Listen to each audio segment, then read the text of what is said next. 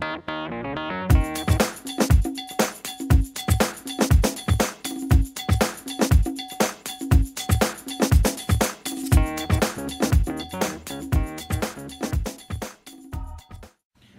I'm Erste, Associate Superintendent for Policy, Charters, Governmental Relations, and District Flexibility.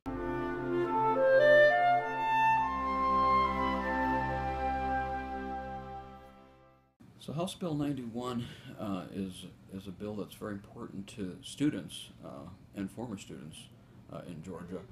House Bill 91 eliminates the Georgia high school graduation test requirement and any of its predecessors from preventing anybody from getting a high school diploma.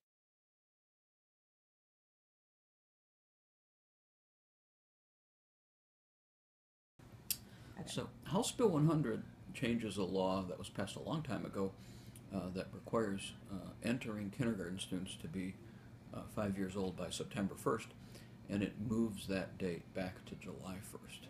So it doesn't do it right away. It doesn't go into effect until 2018. In 2017, some students it would affect, but in 2018 is when it's July 1st. You have to be 5 years old. The state superintendent supports this bill, as does the State Board of Education.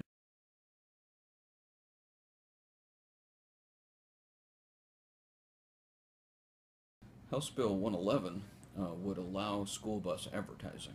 And it's an interesting bill because there's nothing to prevent school bus advertising right now. But folks don't want to advertise on buses until they have a law that says they can, because they're worried about liability if somebody gets into a car accident and hurts a child because they were distracted by the bus advertising, which gets to the heart of why this bill has been tabled.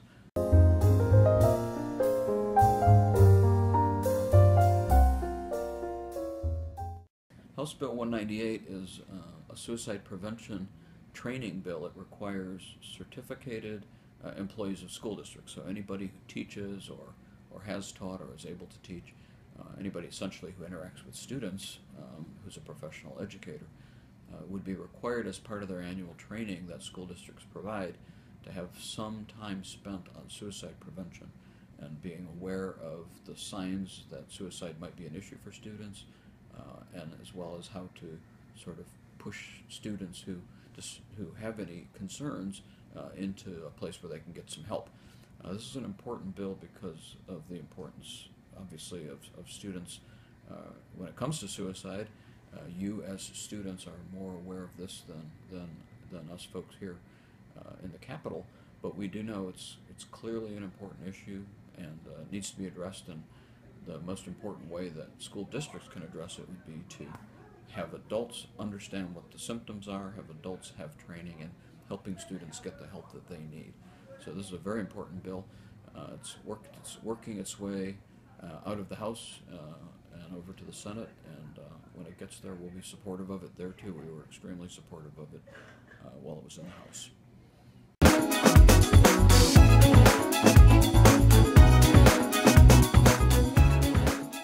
House Bill 131 is the cyberbullying bill for this year. It's an effort to define what it is that cyberbullying is and how it could be prevented. You know, as students, about the concerns, the dangers of cyberbullying. You've seen the results of it, I'm sure, and the folks here in Atlanta have too and are very concerned about it as an issue. We have already in law all sorts of definitions of what cyberbullying is and bullying, and the laws are all the same.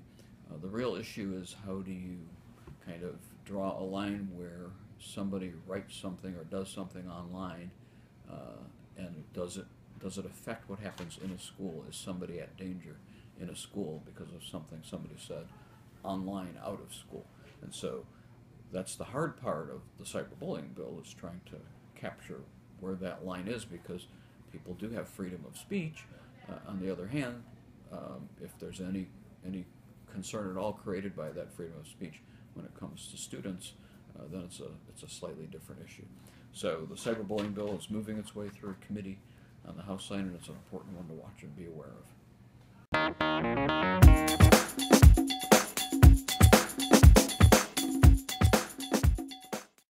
SB 2, Senate Bill 2, it's important for a lot of reasons. One, it's ranked number 2. Typically, the Senate and the House save the numbers, the low numbers, for really important bills. And the Senate has SB 1, 2, and 3 are their sort of student-focused, children-focused, education-focused bills. SB 2 says that if you're a high school junior or senior and you decide you want to go to the technical college or the university nearby and dual enroll, be enrolled both in high school simultaneously with college or the technical college, that you can go there, take courses. You can get an associate's degree, or you could take a bunch of courses to get a certificate or a diploma, and depending on what it is you accomplish, what degree you earn, that can actually count for your high school.